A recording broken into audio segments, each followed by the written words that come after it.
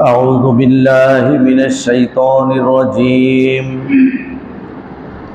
بسم الله الرحمن الرحيم. الحمد لله رب العالمين والعاقبة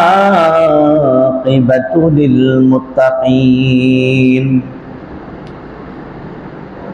والصلاة والسلام على أشرف الأنبياء والمرسلين وخاتم النبيين وشافع المذنبين ورحمة للعالمين. إن الله وملائكته يصلون على النبي يا أيها الذين آمنوا صلوا عليه وسلموا تسليما. اللهم صل على سيدنا مولانا وعلى آل سيدنا.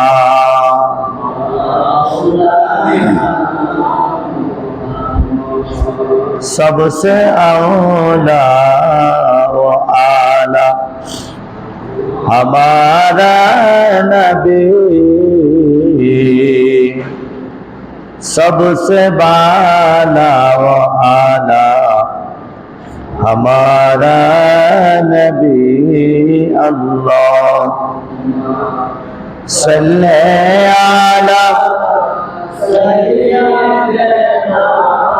मौलाना मुहम्मद वाला आलि सय्यदना।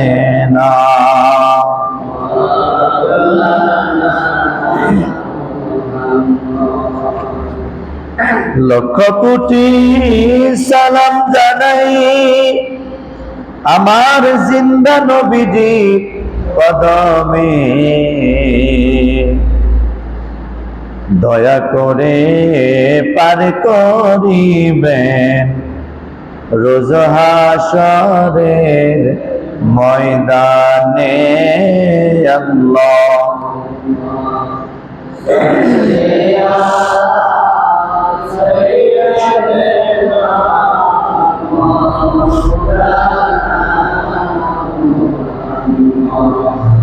وعلى آله سيدنا.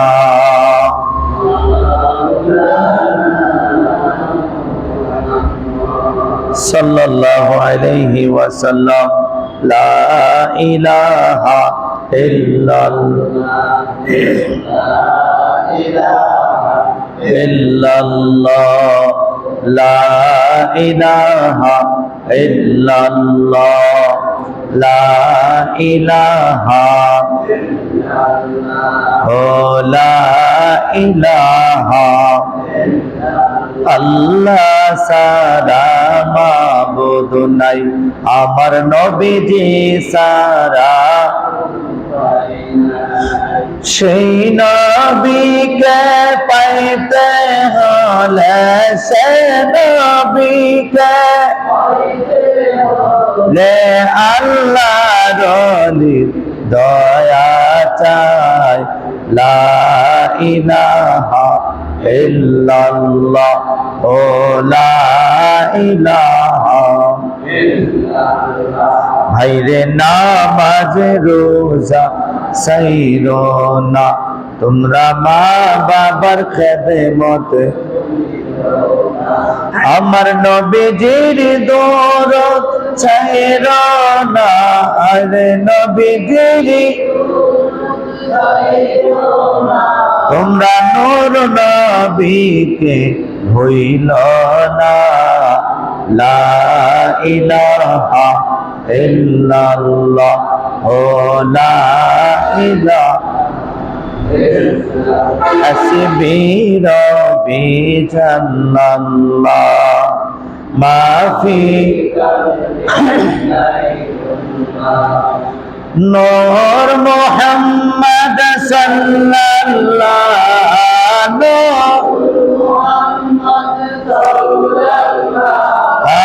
لا إله إلا الله لا إله إلا الله لا إله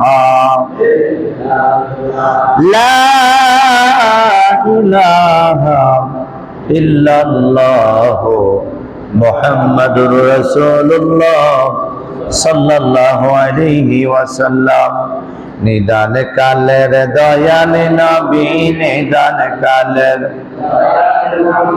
যারে আমরা চিনলাম না যাহার প্রেমে মজি আছেন আর যাহার প্রেমে মজি আছেন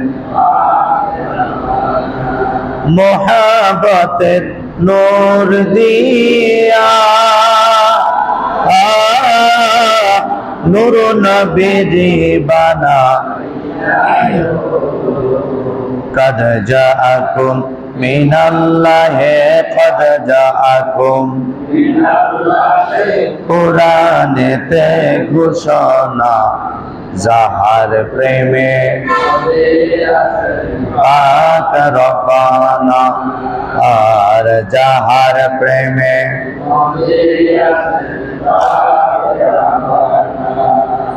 মেরাজেরি দাওয়াত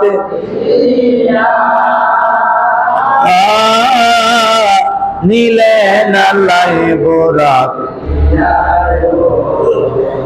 সুবহানাল্লাযী আসরা বলে সুবহানাল্লাহ আসরা বলে কুরআনেতে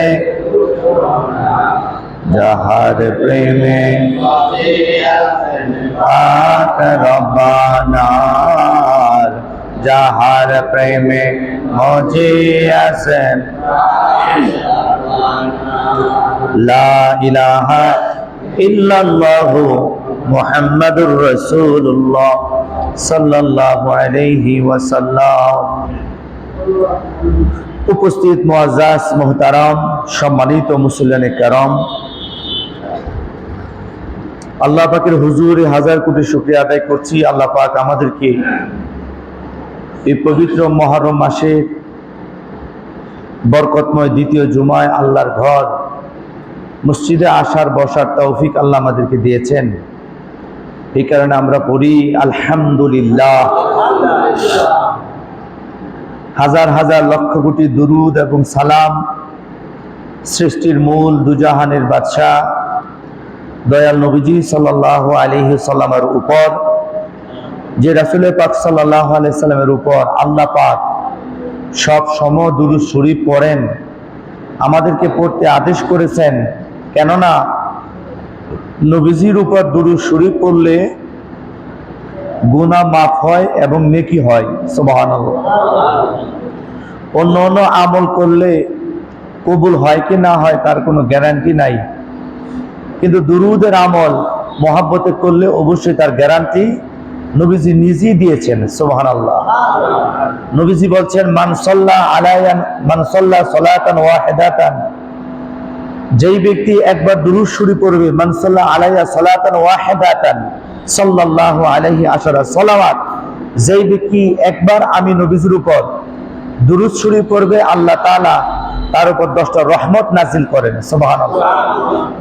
সেই হিসাবে নবীজি সাল্লাল্লাহু আলাইহি ওয়াসাল্লামের উপর দুরূদ শরীফ কন্টিনিউ করা উচিত, এতে করে মানুষের বিপদ আপদ দূর হয়। দ্বিতীয়ত কথা হচ্ছে কারবালা শেষ, কারবালার পরবর্তী ঘটনা। মুহররম মাসের 10 তারিখ ইমামে আলী মাকাম হযরতে হুসাইন আলাইহিস সালাতু ওয়াস সালাম ওনাকে ইজিদ বাহিনী নির্মমভাবে হত্যা করে, শহীদ করে। ওনার শরীরের মধ্যে 121টা তীর মারে, 38টা তরবারে আঘাত করে, 43টা বর্ষার আঘাত করে, বলে নাউজুবিল্লাহ।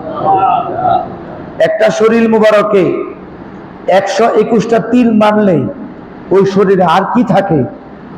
তারপরেও 38টা তরবারির আঘাত, তরবারি দিয়া 38টা কূপ দিছে এবং 43টা বল্লমের আঘাত করছে। ওনার ইন্তেকাল মুবারকে শহীদের পরে এগুলি ওনার যে কাপড় ছিল জামা মুবারক, এই জামা মুবারকের মধ্যে এইগুলি দেখা গেছে।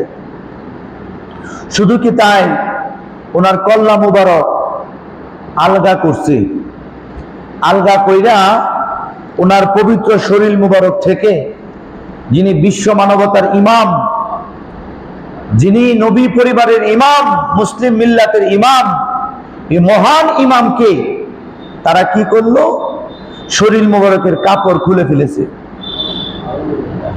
হাত মুবারকে আংটি ছিল, আংটি মুবারক খুলে ফেলেছে।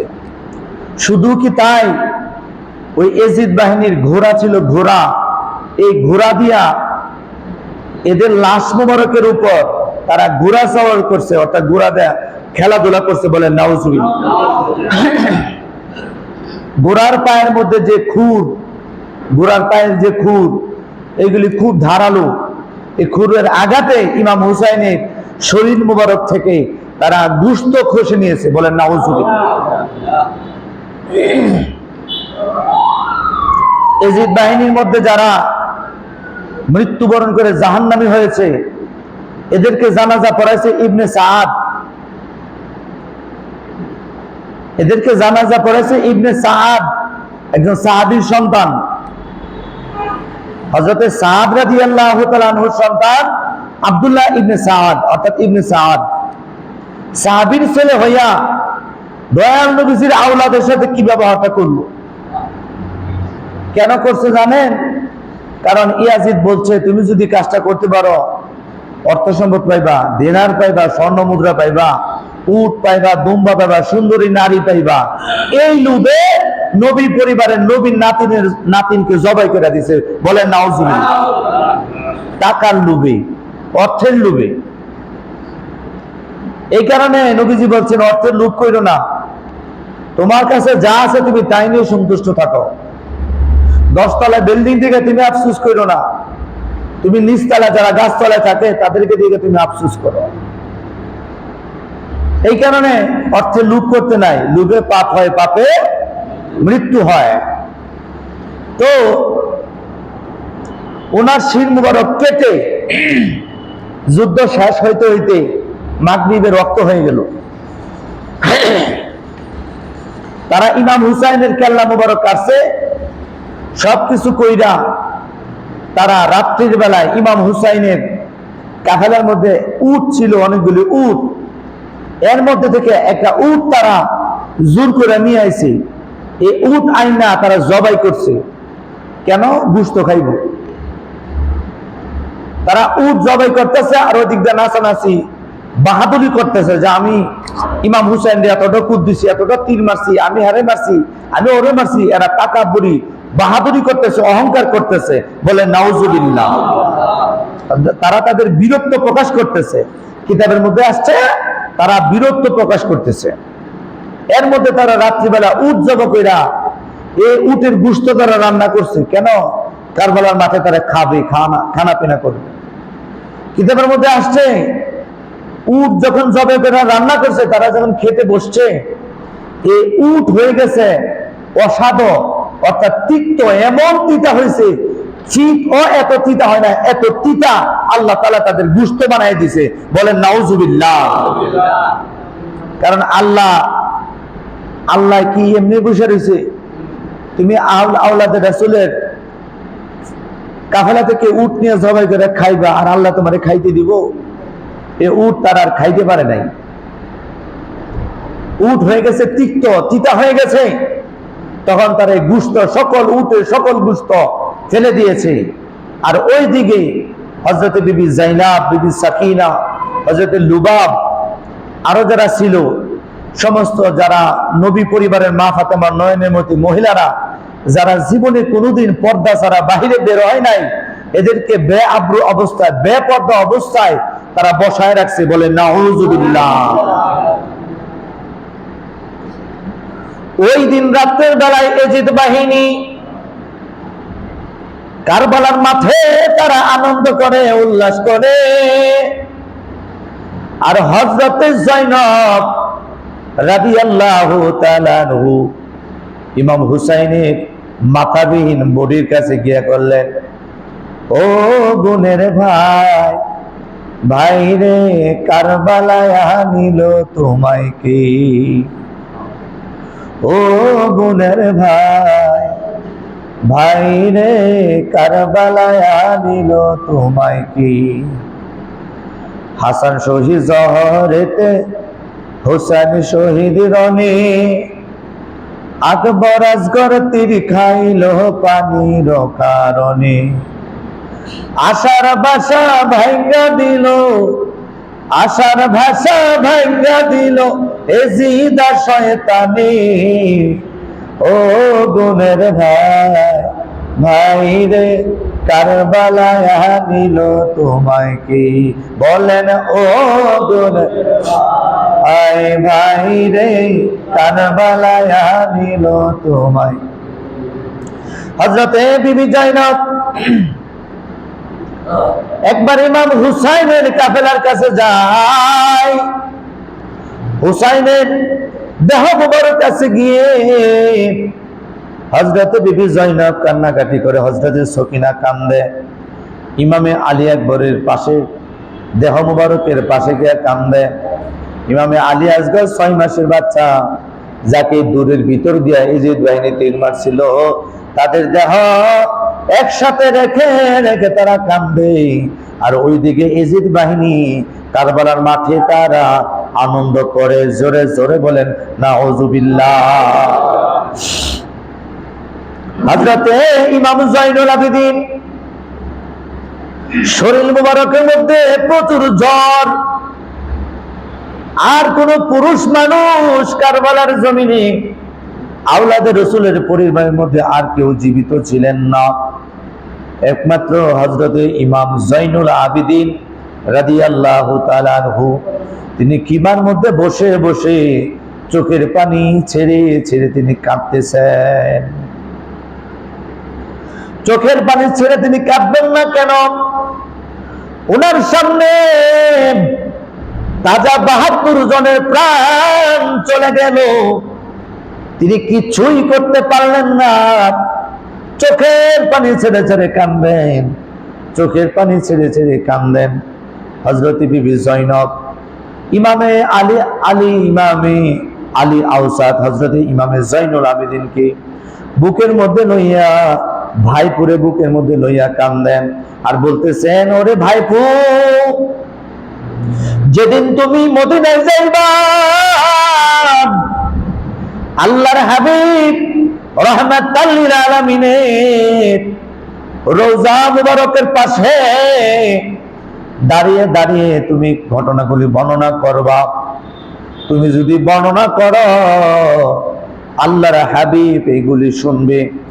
হাদিস শরীফের মধ্যে আসছে এবং পবিত্র কোরআনুল কারীমের মধ্যে আসছে, ইন্নাল্লাযীনা ইউযুনাল্লাহ ওয়া রাসূলাহু লানাহুমুল্লাহু ফিদ দুনিয়া ওয়াল আখিরাহ ওয়া আ'আদ্দা লাহুম আযাবান মুহিনা। আল্লাহ তাআলা বলেন, হাবিব আমার, বন্ধু আমার, ইন্নাল্লাযীনা ইউযুনাল্লাহ, নিশ্চয়ই যারা আল্লাহ তাআলারে কষ্ট দেয়, আল্লাহর হাবিবকে কষ্ট দেয়, লানাহুমুল্লাহু ফিদ দুনিয়া, দুনিয়ার জমিনে তাদের জন্য লানত, আখিরাতের জমিনে তাদের জন্য রয়েছে যন্ত্রণাদায়ক শাস্তি। এই বন্ধু, ইমাম হুসাইন শাহাদাতের কারণে আল্লাহ কষ্ট পেয়েছেন, আল্লাহর নবীও কষ্ট পেয়েছেন। কথা বলেন ঠিক কিনা? ইমাম হুসাইন, ওনাকে যে শরীর মুবারক থেকে শির মুবারক আলাদা করলো, যারা করেছে, এই ব্যাপারে কি নবীজি কষ্ট পান না? পেয়েছেন। বদরের যুদ্ধে কাফেরদের বাহিনী যখন 1000 বাহিনী 313 জন বাহিনীর সাথে যুদ্ধে লিপ্ত হলো, তখন কাফেরদের মধ্যে 70 জন তারা নিহত হয়েছিল, আরো 70 জন তারা বন্দী হয়েছিল, আর মুসলমানদের মধ্যে 14 জন শাহাদাত বরণ করেছিল। কাফেরদের মধ্যে যারা বন্দী হয়েছিল তাদের মধ্যে হযরত আব্বাস, তখনও তিনি মুসলিম হন নাই, হযরত আব্বাস রাদিয়াল্লাহু তাআলা আনহু ছিলেন। তাকে সাহাবীরা কি করছে, রশি দিয়ে শক্ত করে হাত বেঁধেছে। দুই হাত যখন একসাথে বেঁধেছে, বান একটু শক্ত হয়ে গেছে।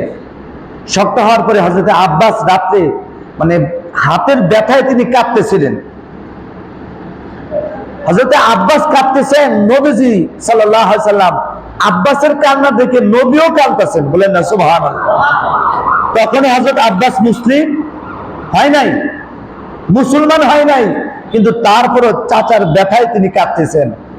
কিতাবের মধ্যে আসছে সারা দিন আরে সারা রাত্র প্রিয় নবী সাল্লাল্লাহু আলাইহি সাল্লাম অস্থির অবস্থায় ঘুমান নাই, সারা রাত্র তিনি মানে ছটফট করছিলেন। ফজরের নামাজের পরে সাথে সাথে মুক্তিপণ নিয়ে স্বর্ণ মুদ্রা নিয়ে সবাইকে ছেড়ে দিয়েছেন।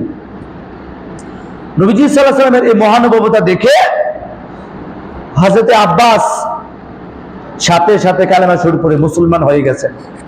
তো একজন কাফের চাচার কষ্ট দেখে নবীজি এত কাঁদলেন। আর ইমাম হুসাইনকে যখন শহীদ করে, তখন কি আমার মায়ের নবী কষ্ট পায় না? প্রশ্ন করতে পারেন, তখন তো নবী জীবিত না, নবী তো রোজা। আরে ব্যাকল বাটা, দয়াল নবী তো রোজা মোবারক জিন্দাই রয়েছেন, বলেন না সুবহানাল্লাহ।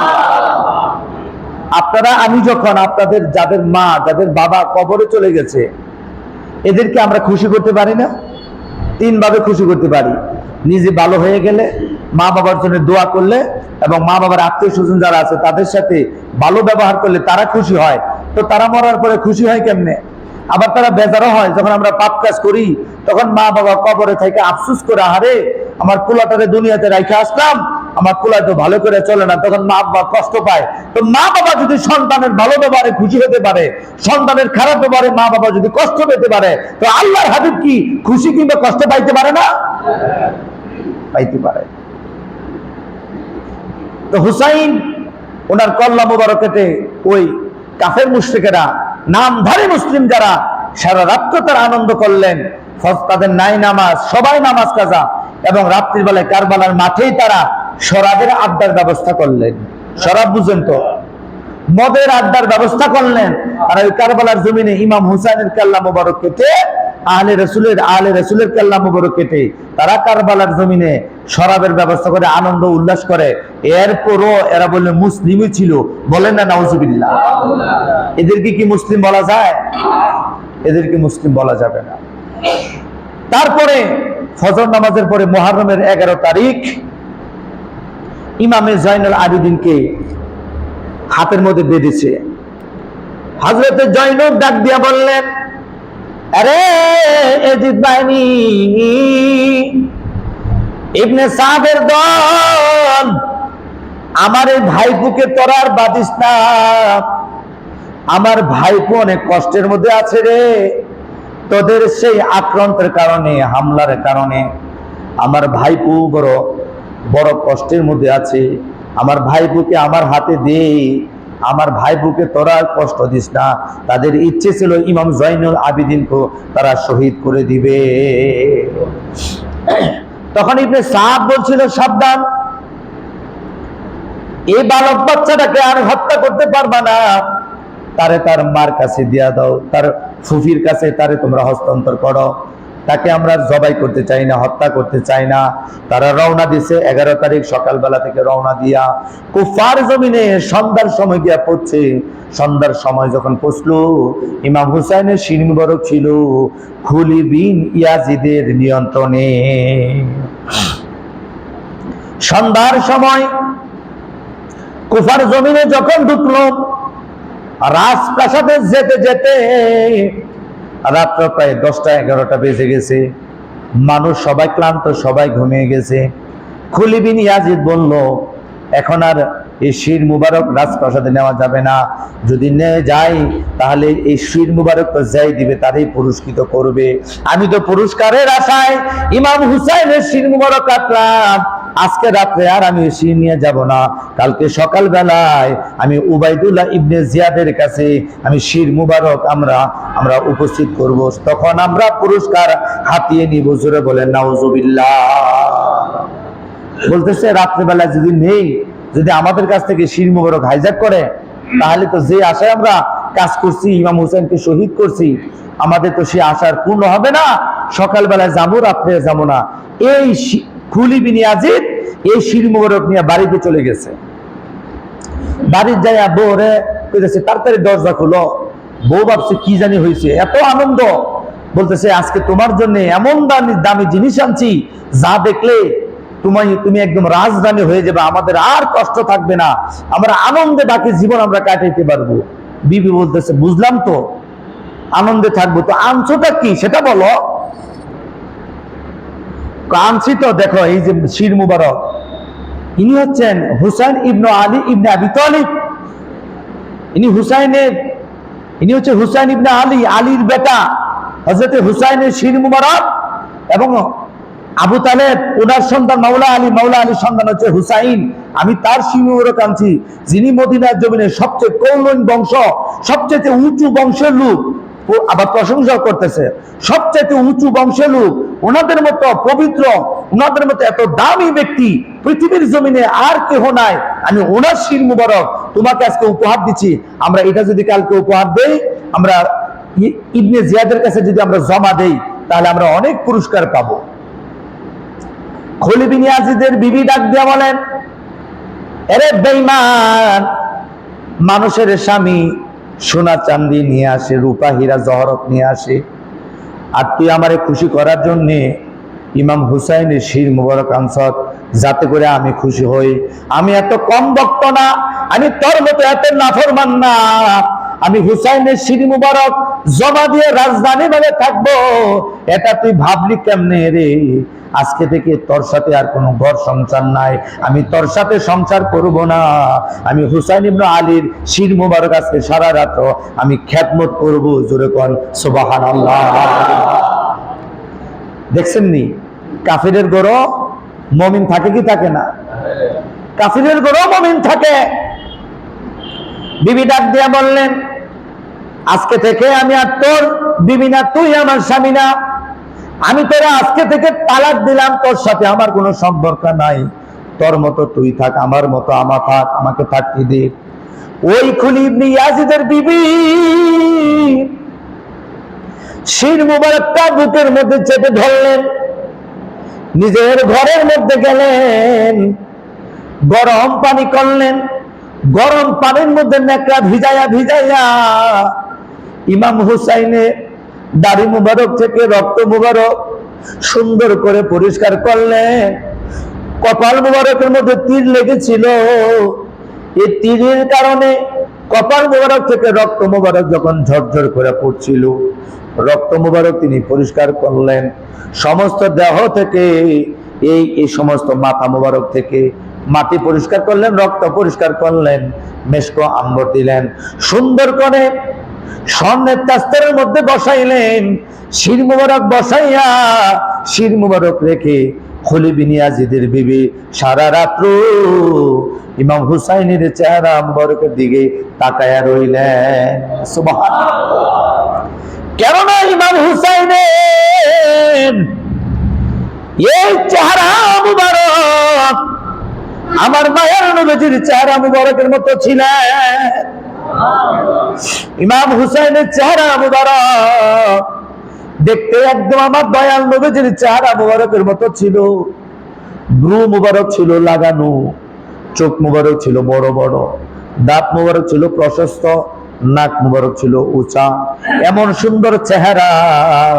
খলিল বিন ইয়াজিদের বিবি বলতেছেন, যখন আমি ইমাম হুসাইনের চেহারার দিকে তাকাইলাম, রাত্রির বেলা দেখলাম ইমাম হুসাইনের শির মুবারক থেকে আসমান পর্যন্ত একটা নূরের ফোয়ারা ইমাম হুসাইনের শির মুবারকের সাথে লেগেছিল। জুড়ে বলেন সুবহানাল্লাহ। সারা রাত ওই ভদ্র মহিলা ইমাম হুসাইনের শির মুবারক পাহারা দিলেন, খেদমত করলেন। সকাল বেলায় খলিল বিন ইয়াজিদ এই শির মুবারক ইবনে জিয়াদের কাছে নিয়ে গেলেন, উবাইদুল্লাহ ইবনে জিয়াদের কাছে নিয়ে গেলেন। উবাইদুল্লাহ ইবনে জিয়াদের কাছে গিয়া বললেন, ও উবাইদুল্লাহ ইবনে জিয়াদ, আপনারা বলেছিলেন শির মুবারক কাটার জন্য হুসাইনের, জীবিত অথবা মৃত। দেখেন আমরা হুসাইনের শির মুবারক কেটে আনছি। যার শির মুবারক কাটছি তার মতো কৌলিন বংশ, তার মতো উচ্চ মর্যাদা বংশ, তার মতো সুন্দর, তার মতো দামি, তার মতো এত ভালো, তার মতো এত পবিত্র মক্কা মদিনায় এমনকি পৃথিবীর জমিনে নাই। আমি তার শির মুবারক আপনার কাছে আনছি, মেহেরবানি করে আমার পুরস্কার আমারে দেন। ইবনে জিয়াদ সেখানে ফলটি লইছে। ইবনে জিয়াদ কই, কিরে তরে কইছি শির কাটতি, তো খলিফা বিন ইয়াজিদ বলতেছে, হুজুর আপনি না কইলেন হুসাইন যদি বায়াত না হয়, ইয়াজিদের আদেশ যদি বায়াত না হয় ওনার শির কাটতে, তো আপনার হুকুমই তো কাটছি, তো কাটছত তো কাটছত। ওখানে যদি এজিদ যদি কয় হুসাইনকে জেতা জীবিত নেওয়ার জন্য, আমি কি করবো? কম বক্ত, রাত, তোর পুরস্কার আমি তোরে দিচ্ছি। এর অর্থ হচ্ছে পুরস্কার না দেওয়া। তোর বাড়ি লইয়া সাথে সাথে খলিফা বিন ইয়াজিদের মাথা উবাইদুল্লাহ ইবনে জিয়াদ নিজ হাতে কূপ দিয়া কাটছে, কাইটা এর জাহান্নামে পাঠাইছে। পুরস্কারও দিল না, সে লুপ করছিল, লুপের কারণে তার মৃত্যু হয়েছে, তার ধ্বংস হয়েছে। কথা বলেন ঠিক কিনা? 11ই মুহররম রাত্রের বেলায় শেষ করে সকালবেলা 12ই মুহররম ইমাম হুসাইনের শির মুবারক দেওয়া হলো। এই নাফরমান ইয়াজিদের গোষ্ঠী উবাইদুল্লাহ ইবনে জিয়াদ হযরত হুসাইন আলাইহিস সালাম ওনার শির মুবারক ওই কি করলো, তীরের আগার মধ্যে, বর্ষার আগার মধ্যে আমরা মাছ যেভাবে গেতি, এইভাবে ইমাম হুসাইনের শির মুবারক, ইমামে আলী আকবরের শির মুবারক, ইমামে কাসেমের শির মুবারক, আরো আব্বাস আলমদার এর শির মুবারক, আউন মোহাম্মদ রাদিয়াল্লাহু তাআলা আনহুমা এদের শির মুবারক, আরো আহলে বাইতের 12 জনের, মোট 12 জনের শির মুবারক তারা কি করছে, বর্ষার আগার মধ্যে লইয়া, মানে তারা জিতছে, যুদ্ধে তারা জয়লাভ করছে, এই মর্মে তারা কুফার অলিতে গলিতে, কুফার অলিতে গলিতে তারা মিছিল করছে। বলেন নাউযুবিল্লাহ। এই কথাগুলো এই সমস্ত কিতাবের মধ্যে আসছে। ইবনে কাসির রাহমাতুল্লাহ আলাইহি আল বিদায়া ওয়ান নিহায়া কিতাবের, তার কিতাবের মধ্যে বর্ণনা করছেন। তারপরে অন্যান্য কিতাবের মধ্যে বদরুদ্দিন আইনি, বিখ্যাত ইমামগণ, হযরত ইবনে শিরিন, বিখ্যাত ইমামগণ, আল্লামা শফি উকারবি রাহমাতুল্লাহ আলাইহি, এই সমস্ত বড় বড় মুহাদ্দিসগণ তাদের কিতাবের মধ্যে কথাগুলি বর্ণনা করছেন। শুধু তাই না, অলিতে গলিতে ইমাম হুসাইনের শির মুবারক ঘুরাইছে এবং নবী পরিবারের যে সমস্ত মহিলা ছিল এদেরকে পর্দাবিহীন উটের হাওদার উপর বসাইয়া কুফার অলিতে গলিতে ঘুরায় বলছে এগুলি যে আমাদের দুশমন। জোরে বলেন নাউযুবিল্লাহ। দয়াল নবীজির আওলাদ মা ফাতেমা লাল, মা ফাতেমা নয়নগুলি, এইগুলি বলে এদের দুশমন, এইগুলি বলে তাদের সাথে যুদ্ধ করতে গেছে। 6 মাসের বাচ্চা নিয়ে কেউ কি যুদ্ধের মাঠে যায়? ইমামে আলী আসগর বয়স মাত্র 6 মাস, বুকে দুগ্ধ পান করে। ওই 6 মাসের বাচ্চা নিয়ে, মহিলা নিয়ে কেউ তো যুদ্ধে যায় না। আর ইমাম হুসাইন তিনি পবিত্র মক্কা থেকে কুফাতে রওনা দিয়েছিলেন। কুফার মানুষ দাওয়াত করছে, কেন আমরা এজিদের খেলাফতগিরি মানি না, এজিদ পাপিষ্ঠ, এজিদ লম্পট, এজিদের অত্যাচার আমরা অতিষ্ঠ, আমরা এজিদের খেলাফতকে মানি না। আপনি মেহেরবানি করে আপনি কুফাতে আসেন, আমরা আপনার হাতে বায়াত হব, আপনার হাতে আপনাকে আমরা আমির বানাইবো, আমরা এজিদকে মানি না। দাওয়াত করছে বিদায় তো তিনি কুফাতে গেলেন, তো কুফাতে তো নিলেনই না। কারবালার জমিনে আটকায়া পানি পিপাসা রাইখা উনাকে 3 দিন 3 রাত্র রাইখা তারপরে ওনাকে শহীদ করছে। জোরে বলেন নাউযুবিল্লাহ। যারা করছে তারা কিন্তু হিন্দু না, বৌদ্ধ না, খ্রিস্টান না, ইহুদি না, তারা মুসলমান বেশে মুনাফিক, মুসলমান বেশে মুনাফিক।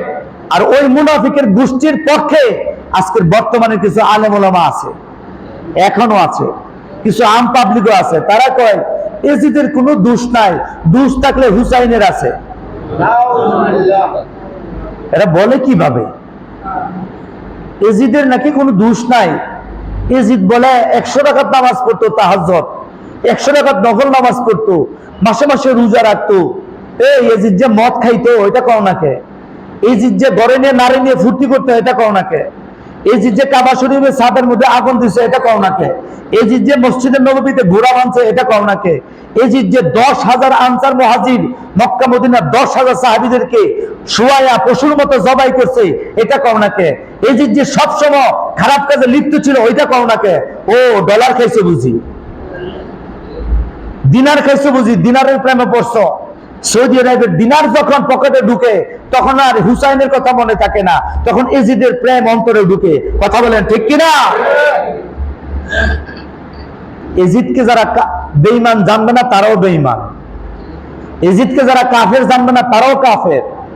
এজিদ জাহান্নামী, জাহান্নামের কুত্তা, জাহান্নামে তার মতো বেঈমানদের জায়গা দেয় কিনা এটা আল্লাহ ভালো জানে। এত বড় কম বক্ত, যার আদেশে এজিদ তো সরাসরি, তখন সে তো রাজা, খিলাফতের দায়িত্ব এজিদের হাতে, তার নির্দেশে সমস্ত কর্মকাণ্ড চলছে। আর মুনাফিক আলেমরা কয় এজিদের বলে কোনো দোষ নাই, আর মাথার মাথা সম্পূর্ণ দোষ ইয়াজিদ। সমস্ত কন্ট্রোল করতো ইয়াজিদ দামেস্ক থেকে, দামেস্কের রাজ দরবার থেকে সে সবকিছু হ্যান্ডেলিং করতো। ইবনে সাদকে 22,000 সেনা দিয়া, 22,000 পুলিশ বাহিনী দিয়া কারবালার জমিনে পাঠাই দিছে। হুসাইনকে বলো আমার কাছে মুড়ি দিতে, বলো আমার কাছে বায়াত হইতে, যদি বায়াত হয় তাহলে নিরাপত্তা দিও, অর্থ সম্পদ দিও, যা চায় তা দিও, আর যদি বায়াত না হয় তার কেল্লা কাইটা দাও। বলেন না নাউজুবিল্লাহ? এই আদেশ তো ইয়াজিদের, সেটা হুকুমের আসামি। যিনি মার্ডার করে আর যিনি হুকুম করে সমান অপরাধী। কথা বলেন ঠিক কিনা? ইয়াজিদ অবশ্যই ইমাম আহমদ বিন হাম্বল রাহমাতুল্লাহি আলাইহি, যিনি মসজিদে নববীর ইমাম ছিলেন, হযরত ইমাম আহমদ বিন হাম্বলকে প্রশ্ন করা হয়েছিল যে ইয়া ইমাম, আপনি ইয়াজিদ সম্পর্কে বলুন। তখন ইমাম আহমদ বিন হাম্বল রাহমাতুল্লাহি আলাইহি তিনি বলেছিলেন, ও ইয়াজিদ, ও কাফের, ও কাফের, ও কাফের। হযরত ইমাম আহমদ বিন হাম্বল ইয়াজিদকে কাফের বলতে বলতে বলতে বলতে হাদিসে এমন ভাবে এসেছে যে তার শ্বাস বের হয়ে গেছে। খাজা গরিবে নওয়াজ,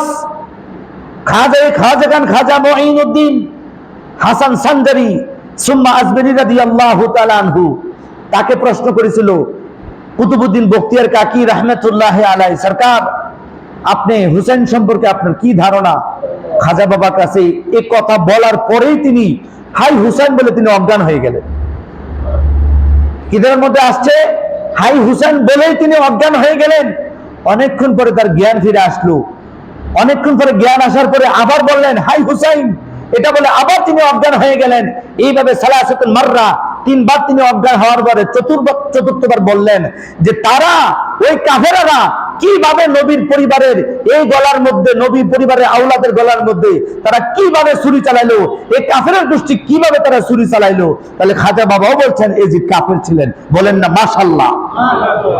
খাজা বাবা কাফের কয়, মোল্লার গোষ্ঠী তোমরা কয় এজিদ ভালো মানুষ ছিল, আমরা সবাই বলি নাউজুবিল্লাহ। ইয়াজিদ ইমাম হুসাইনের হত্যার ব্যাপারে সরাসরি পরোক্ষ এবং প্রত্যক্ষ দুইভাবে ইয়াজিদ জড়িত ছিল। সুতরাং আকিদা আহলে সুন্নাত ওয়াল জামাতের আকীদা হচ্ছে এজিদ দোষী ছিল, এজিদ নিজে হুকুম করছে, যদিও সরাসরি যুদ্ধের মাঠে সে উপস্থিত হয় নাই, কিন্তু সে সরাসরি দায়ী ছিল। তারপরে যে কি হইল, মুহররম মাসের 13 তারিখ কুফা থেকে রওনা দিছে এই শির মুবারক নিয়া, যাবে কোথায়? দামেস্কে। দামেস্কে যাইতে যাইতে কুফা থেকে হয়ে গেছে মুহররমের 18 তারিখ। কত তারিখ? মুহররমের 18 তারিখ। আচ্ছা আপনারা বলেন তো, একটা মানুষের শির মুবারক কি এরকম সপ্তাহ সপ্তাহ কি থাকার কথা নাকি পছন্দের কথা? কথা বলেন, পছন্দের কথা না? একটা মানুষ সকালে ইন্তেকাল করলে বিকেলে তার লাশের কন্ডিশন ভালো থাকে না, অবস্থা খারাপ হয়ে যায়। ইমাম হুসাইন যে জিন্দা, তাদের দেহ মোরে যে পচবে না, গলবে না, ইমাম হুসাইনের শির মুবারক এটা প্রমাণ করে দিচ্ছে। বলেন সুবহানাল্লাহ? ওনার শির মুবারক সেটা প্রমাণ করছে। 10ই মুহররম ওনাকে শহীদ করছে। 18ই মুহররম 8 দিন পরে ইমাম হুসাইনের শির মুবারক দামেস্কে পৌঁছছে। দামেস্কে যখন পৌঁছলো, রাজ দরবারে শত শত সাহাবায়ে কেরাম, শত শত সাহাবীদের সন্তান, শত শত আম পাবলিক, কেন ইমাম হুসাইনের শির মুবারক কুফাতে আনবে, কুফা থেকে দামেস্ক নিব, এজিদ প্রচার করছে যে আমাদের সাথে যুদ্ধ করতে আসছিল একদল আগন্তুক বাহিনী, আমরা যুদ্ধের ময়দানে তাদেরকে পরাস্ত করে এদের শির মোবারক নিয়ে এসেছি। তো সিরিয়াবাসী, ইরাকবাসী, তেহরানবাসী, জর্দানবাসী, বাহরানবাসী তারা মনে করলো আমাদের রাজার সাথে যুদ্ধ করতে আসছে, নিশ্চয়ই এই লোকটারে দেখা লাগে, ওর শির মোবারক দেখা লাগে। তখন সবাই আশেপাশের যত শহর ছিল, রাষ্ট্র ছিল, সবাই দামেস্কে উপস্থিত হয়েছে। তো ইয়াজিদ তখন সে সিংহাসনে বসা, সামনে রাখছে একটা তস্তরি, একটা থালা রাখছে, এই থালার মধ্যে ইমাম হুসাইনের শির মুবারক রাখার পরে ইয়াজিদের হাতে একটা লাঠি ছিল, লাঠি, শৌখিন লাঠি সে ব্যবহার করত। এই লাঠি দিয়া ইমাম হুসাইনের দাঁত মুবারকের মধ্যে আঘাত করে বলতেছে যে হাজা আলী ইবনে হুসাইন ইবনে আলী ইবনে আবি তালিব, এটাই কি হুসাইনের শির মুবারক, ঠোঁট মুবারক যেখানে নবীজি সাল্লাল্লাহু আলাইহি ওয়াসাল্লাম চুমু খাইতেন? এই কথা বলার পরে কিছু প্রবীণ মুরব্বী সাহাবী ছিল, তারা হুসাইনের পাশে এজিদের রাজদরবারে তারা চেয়ারের মধ্যে বসা সাহাবীগণ, তার মধ্যে হযরতে হানি রাদিয়াল্লাহু তাআলা আনহু, হযরতে আব্দুল্লাহ ইবনে ওয়াকাস রাদিয়াল্লাহু তাআলা আনহু, হযরতে নহমান ইবনে বশীর রাদিয়াল্লাহু তাআলা আনহু, অন্যান্য কিছু সাহাবী ছিল, হযরতে আম্মার ইবনে ইয়াসির রাদিয়াল্লাহু তাআলা আনহু সহ অন্যান্য সাহাবীরা তখন ছিল। তার মধ্যে প্রবীণ সাহাবীরা তারা উঠার দাঁড়ায় গেছে, দাঁড়ায় বলতেছেন, এই কমবক্ত, তুই না বলছ তোর শত্রু তোর সাথে যুদ্ধ করতে আসছে, তুই কার মাথা কেটে আনছ? কিরে, এটা হুসাইনের কেল্লা, আর তুই আমাদেরকে খবর পৌঁছাইছ এটা নাকি তোর শত্রু? ওই নবী পরিবারের নবীর নাতি তোর শত্রু হয় কেমনে রে? এই ইয়াজিদ! এটা বলার পরে কমবক্ত যারা ছিল, সাহাবীর কমবক্ত যারা ছিল, সবাই জুতা নিয়ে আইসা মিম্বরের মধ্যে সবাই জুতা পেটা শুরু করলো। বলেন আল্লাহু আকবার। সবাই যখন হাজার হাজার মানুষ নবীর নাতি জব করে এলেছে, আর তুই কস তোর শত্রু নাকি? হ্যাঁ, এই অবস্থা দেখা যখন জুতা পেটা শুরু করছে, ইয়াজিদ তখন বিচলিত হইয়া সে আর নামাজ পড়াইতে পারে নাই। সে মুহররমের 18 তারিখ নামাজ আর পড়াইতে পারে নাই, সে মসজিদ থেকে বের হয়ে গেছে। তখন এই নামাজ, জুমার নামাজ পড়াইছেন হযরত ইমাম জাইনুল আবিদিন। বলেন সুবহানাল্লাহ। জাইনুল আবিদিন সেদিন নামাজ পড়াইছিলেন, এবং পরের জুমাবারে ওনার শির মুবারক যখন দাফন করা হয়, জাইনুল আবিদিন সেদিন পরবর্তী জুমার মধ্যে দাঁড়িয়ে তিনি বলেছিলেন, ইয়াজিদ, তুই যে আমার আব্বা হুজুরকে শহীদ করলি, আমার ভাইদেরকে শহীদ করলি, আমার চাচাতো ভাইকে শহীদ করলি, আজকে আমি জুম্মার নামাজ পড়াবো, তোরা সবাই বসে থাকবি। ইয়াজিদ বলছিল, ঠিক আছে, আপনি নামাজ পড়াবেন, কারণ সে বুঝছে জনগণ যখন উল্টা যায় তখন রাষ্ট্রের প্রধান কিচ্ছু করতে পারবে? কোনোভাবেই সম্ভব না। যেমন আজকে আমাদের বাংলাদেশে আপনারা জানেন, টোটাল বাংলাদেশে রণক্ষেত্র চলছে একটা বিষয়কে কেন্দ্র করে, সেটা হচ্ছে কোটা আন্দোলন। এই কোটা আন্দোলনকে কেন্দ্র করে আমাদের নরসিংদীতে গতকাল প্রায় 4 জন মারা গেছে। তো কোটা আন্দোলনকে কেন্দ্র করে সমস্ত বাংলাদেশে একটা অরাজকতা সৃষ্টি হয়েছে। কোটা আন্দোলন, এই ব্যাপারে সরকারের কোনো পদক্ষেপ আছে কিনা? জি, অবশ্যই আছে। আপনি কোটা আন্দোলনের ব্যাপারে যারা মুক্তিযুদ্ধে শরীক হয়েছিল, সরাসরিভাবে মুক্তিযুদ্ধ করেছে, তারা জাতির শ্রেষ্ঠ সন্তান, এতে কোনো সন্দেহ নাই। যারা জাতির বীর, এদেরকে সম্মান দেওয়া রাষ্ট্রের উপর জরুরি, রাষ্ট্রের উপর সেটা ফরজ। এদের ছেলে মেয়েদেরকে ভালো পজিশনে রাখা এটা রাষ্ট্রের দায়িত্ব। কিন্তু বাংলাদেশের মধ্যে যারা মেধাবী আছে, যাদের সন্তানগুলি মেধাবী, লক্ষ লক্ষ টাকা খরচ করে যারা পড়াশোনা করছে, এখন তারা যদি চাকরির ক্ষেত্রে মূল্যায়ন না পায়, তারা যদি তাদের মেধা যদি মূল্যায়িত না হয়, তাহলে আমাদের দেশ একদিন তো মেধাশূন্য হয়ে যাবে। মেধাশূন্য হবে কি হবে না? তারা পড়াশোনা করতে চাইবে না। যেখানে তারা পরীক্ষা না দিয়েও অটোমেটিক তারা 35 নাম্বার পায় কিংবা 30 পায়। আমরা পরীক্ষা দেয় 100 মার্কের, আর তারা পরীক্ষা দেয় 70 মার্কের। আমরা পরীক্ষা দিয়া 40 পাইলে পরে পাস, আর তারা পরীক্ষা না দিলে পাস করে। এখন আপনি তাদের নাতিদেরকেও দিবেন, এমন নাতি দিবেন যেগুলি 3rd class, 3rd division, 2nd division পাইয়া রাষ্ট্রীয় পর্যায়ে বড় বড় সচিব মন্ত্রণালয় পর্যায়ে চাকরি করবে, আর বাংলাদেশের টপ বিলিয়ন যারা আছে, মেধাবী যারা, তাদেরকে কোনো জায়গা হবে না। এটা তো কাম্য না, এটা ঠিক না। সুতরাং কোটা আন্দোলন সংস্কার করতেই হবে, এতে কোনো সন্দেহ নাই। সংস্কার করে তারপরে বাংলাদেশের মেধাবী যারা আছে এদেরকে মূল্যায়ন করা লাগবে। লাগবে কি লাগবে না? এটা আমাদেরও দাবি। কোটা আন্দোলন সংস্কার করেন, যেখানে 30% আছে সেখানে কমায় আরো নিচে নিয়ে আসেন, 10% নিয়ে আসেন, 5% নিয়ে আসেন। আপনি মুক্তিযুদ্ধের সন্তানদেরকে সুযোগ সুবিধা দিচ্ছেন, আরো দেন, আমাদের কোনো আপত্তি নাই। তবে মেধাবীদেরকে কোনোদিন অবজ্ঞা করা যাবে না। এই দাবি আমাদের এই যশোর গাবতলী বাসস্ট্যান্ড মসজিদ থেকে আমরাও দাবি জানাচ্ছি। কোটা আন্দোলনকে যারা আন্দোলন করছেন, সহিংসতা নয়, গাড়ি ভাঙচুর নয়, কোনো অফিস আদালতে ভাঙচুর নয়, আগুন নয়, আমরা যেন হাঙ্গামা না করি। রাষ্ট্রীয় সম্পদ রক্ষা করা এটা আমাদের দায়িত্ব, এটা আমাদের উপর আমানত। আমরা যেন রাষ্ট্রীয় কোনো গাড়ি ঘোড়া, সিএনজি, অটো, বড় গাড়ি আমরা যেন আগুন টাগুন না দিই, অর্থাৎ আমরা যেন আমাদের নিয়ন্ত্রণে যেন আমরা আমাদের রাষ্ট্র চালাই, অর্থাৎ উচ্ছৃঙ্খল না হইয়া শান্ত শিষ্টভাবে আমরা যেন আমাদের আন্দোলনকে চালাই। আমরা যেন কোনোভাবে বিশৃঙ্খলা না করি। বিশৃঙ্খলা আল্লাহ পছন্দ করে না, রসুলও পছন্দ করে না। কারণ বিশৃঙ্খলা করা মানেই এজিদের চরিত্র আপনার মধ্যে চলে আসবে। যাই হোক, কারবালার কথা নিয়ে এই কথাটা চলে আসছে, কিছু করার নাই। কারবালার মূল শিক্ষা হচ্ছে, হক কোনোদিন বাতিলের কাছে মাথা নত করতে পারে না। হুসাইন যদি সেদিন এজিদের কাছে বায়াত হইতো, আজকে পর্যন্ত আমাদেরকে গোলাম বানায় রাখা হইতো। হুসাইন তার কেল্লা দিয়ে দিয়েছে, কিন্তু ঈমান দেয় নাই। সুতরাং আমরা যারা আহলুস সুন্নাত ওয়াল জামাত আছি, আমাদের কেল্লা যদি নিতে হয় তাহলে নিয়ে নাও, কিন্তু ঈমান নিতে পারবা না। ঈমানের কাছে আমরা বিক্রি হওয়ার পিলার না, ঈমানের কাছে বিক্রি হওয়ার লোক আমরা না। আমরা হুসাইনি সৈনিক, দয়াল নবীজির আব্দা গোলাম। কথা বলেন ঠিক কিনা? হুসাইনের চেতনায় আমরা যেন আমাদের পরিবার, রাষ্ট্র, আমরা যেন আমাদের ব্যক্তিগত জীবন চালাইতে পারি, আল্লাহ যেন আমাদেরকে তৌফিক দেয়। সবাই বলে আমিন। ওয়া তৌফিক ইল্লা বিল্লাহ। আসসালামু আলাইকুম ওয়া রাহমাতুল্লাহি ওয়া বারাকাতুহু ওয়া মাগফিরাহ। যারা কিবলা জুমা পড়ছেন না, 4 রাকাত কিবলা জুমা পড়েন।